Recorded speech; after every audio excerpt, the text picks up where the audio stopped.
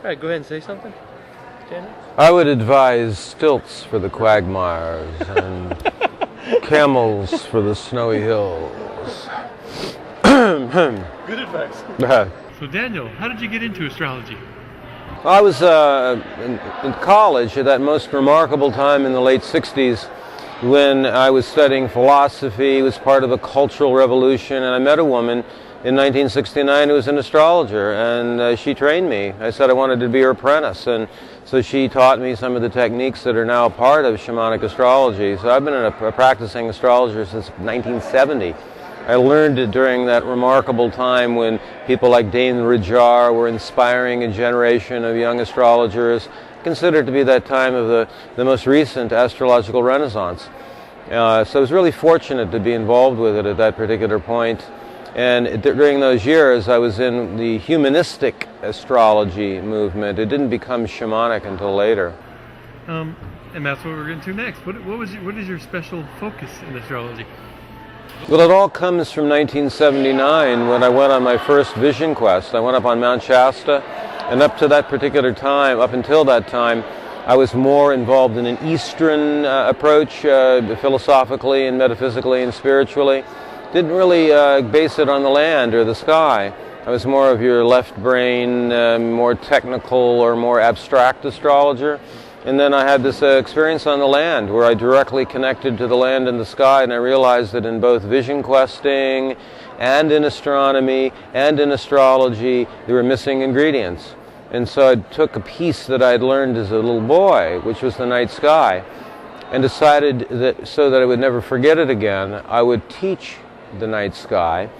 And I've been informed more by the experience of the night sky in my astrological work than anything else. Far more important than any books I've ever read, any theories about astrology, but actually to work directly with how the cycles actually are, the stellar patterns, the visible cycles of Venus and Mars, the different alignments with the moon, particularly during its 19-year extreme time period, which is happening right now as I'm talking to you in 2007. It was that way in 1987. It was that way in 1969, the year that I got into astrology, the great lunar standstill year. So it's that ability to animate the astrology by a direct connection to the mysteries and the experience of the sky. And I don't mean just the patterns of the stars, but their cycles, and have that directly inform the work. It seems like the ancients had their own movie theater on the Great Globe up there, huh? Oh, completely. And as much as possible in our school, the idea is to get people out, away from light pollution, out under the sky, on the land, and to form that direct relationship with the sky itself. So there is that informing that takes place from Venus. A relationship is set up with the planetary bodies, and that is allowing us to know directly from our own experience how the mysteries are changing. Like Aries was different 2,000 years ago than it is now.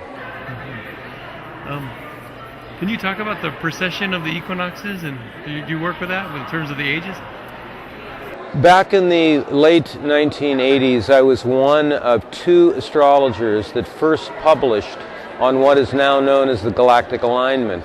A cornerstone, a foundation of the Shamanic Astrology Mystery School is this knowledge, and you can see it in the sky. We train all our students about how to detect it and tune into it, is that we're at the end and the beginning of a great 26,000-year cycle.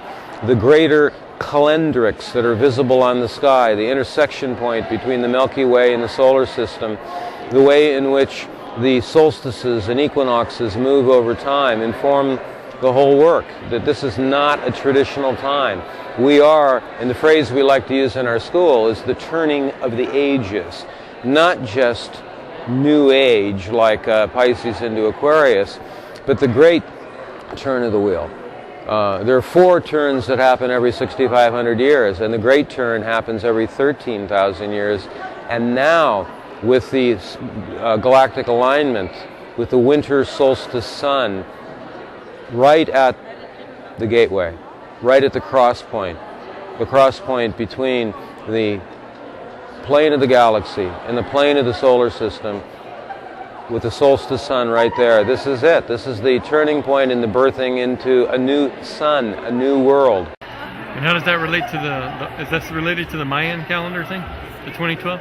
Well, it turns out that the Mayan culture is the only culture that has two different cross-checks for when the 26,000 year calendar ends and begins.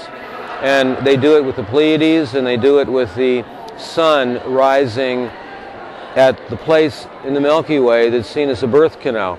So where you have the sun at the point of the birthing point of the birth, where the birth canal is seen on the Milky Way, that is exactly what's taking place right now. All their calendrics stemmed from this insight that now would be the time period where a new sun and a new world would be birthed.